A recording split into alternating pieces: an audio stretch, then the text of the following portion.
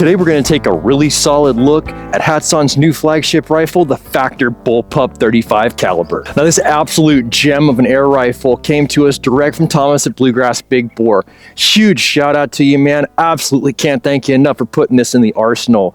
This has been on my radar for an extremely long time for one reason. I love the Hatsan Blitz, right? But they topped out at 30 caliber. These extremely familiar looking magazines might ring a bell for you if you're in that Blitz gang as well, but these are 35 caliber, the good old 9mm. This gives me great hope that maybe one day we'll see a 9mm Blitz or somebody in the community will put one forth. However, today we're going to just be checking out the Factor BULLPUP. As you can see in front of you, I've got one magazine of Hatsan strikes, as well as one magazine of some flatback 79 grain NSA Nick Nielsen slugs. I love Nick Nielsen slugs. I love this guy's slugs. He makes such good stuff at a good price. Can't get enough. I thought it was really important to go ahead right out of the gate with all factory settings 100% untouched, just suss out whether or not they decided to go ahead and be big boys and give us a slug barrel, or if they stuck with that Hatsan typical standard of the choked barrel we see in all of their other offerings. Let's see where we're at, both energy, accuracy, as well as feedability with these 9mm pellets from Hatsan. These are the dirty ass Vortex Strike Specials. Oh man. What the fuck is going on?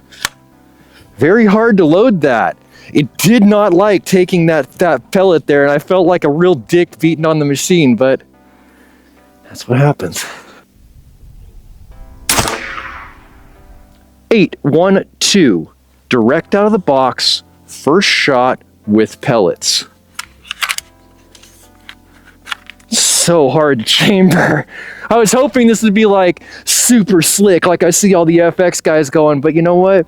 That's the Hatsan way. They give you really good features, but you really gotta finesse the details sometimes. Definitely jumped. 817. Let's see if I can do better for the rest of the mag. It's not getting easier to cock. 823.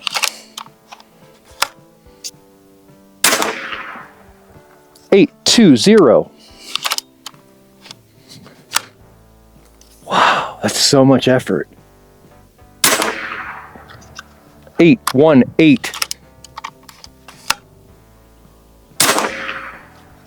823.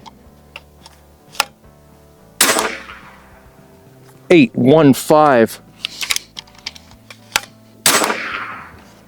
822. So real stable. Good solid shot string with a lot of meat on the bone as far as how many shots per fill it looks like. Also, I think it can't be overlooked that these are about the worst pellets in 9mm a person could physically purchase. If it'll give you this kind of performance at 814 on that last shot, 25 yards with the dirtiest, most ugly pellet known to man, give it some good ammunition like some JSB, probably do really well.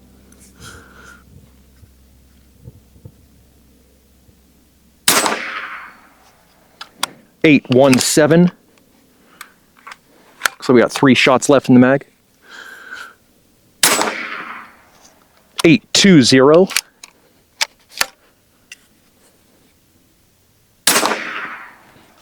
815. I do believe this is the last shot. 814. 1 shot left, so the magazine feels like it goes on forever, just like it does in the Blitz and semi-auto. 811.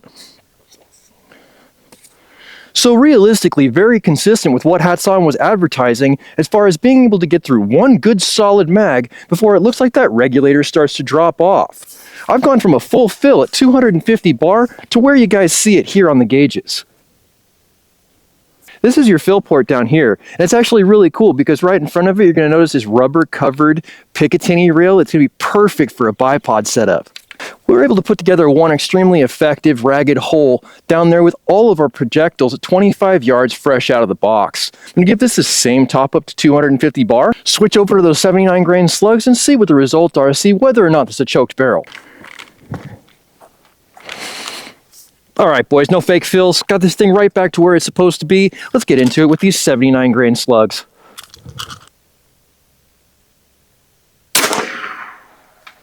Eight, 2, 4, and I'm gonna clamp this down to give myself the same advantage as I did last shot string. She ain't choked, 8, 2, 5.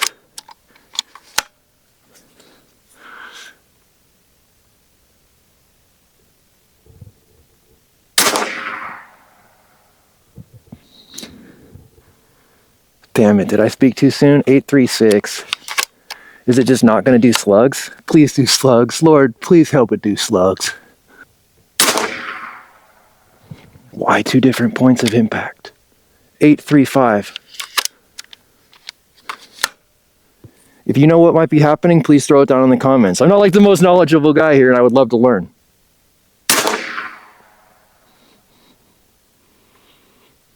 Eight, 3, 1. No real deviation in the FPS. No deviation in the ammunition because Nick makes good shit. What is going on? That is so weird. 8, 3, 4, and I'm like putting pairs of pellets on the board. What is going on? Back to the first group. 8, 2, 7. 8, 2, 5.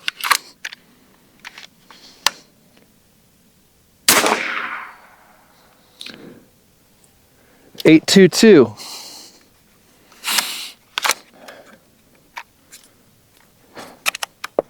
Even my limited experience at this point is pointing to one thing. This is a pellet gun, not a slug gun as far as flagship rifles are concerned. I had hoped that this would be more akin to the FX line in the sense that I could go ahead and feed it slugs and get super accurate long distance results. I guess we'll just load up another magazine of pellets since those seem to be working fairly well, and then head out to the 100-yard mark and see what happens.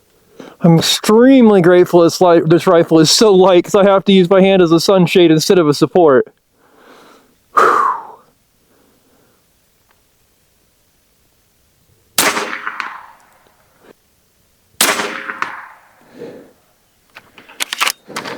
Group it, bro.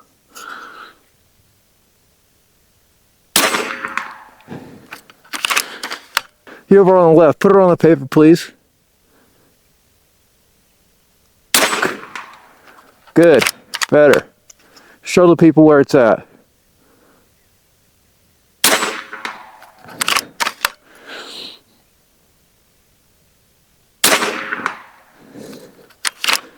Might be falling off the regulator. Or my skills are just trash.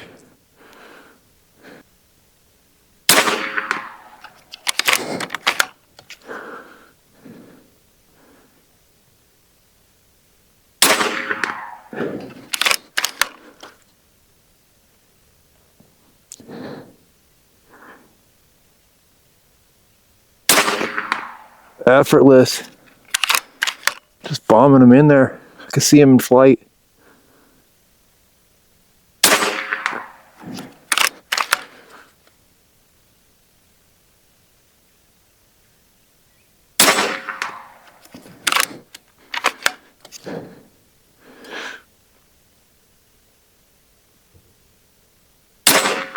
Nice. Are we on the ammo count here? Yeah, 1 round left.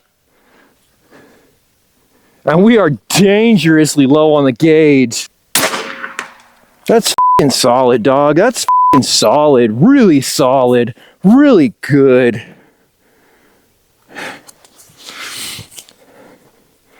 Look at that. After all those shots, basically a magazine and a half in 35 caliber, I'm still not dropping off my point of impact at 100 yards. Now to those out there, that might not look like the best group in the world, but it makes me extremely happy because I did exactly what I came to do in this episode.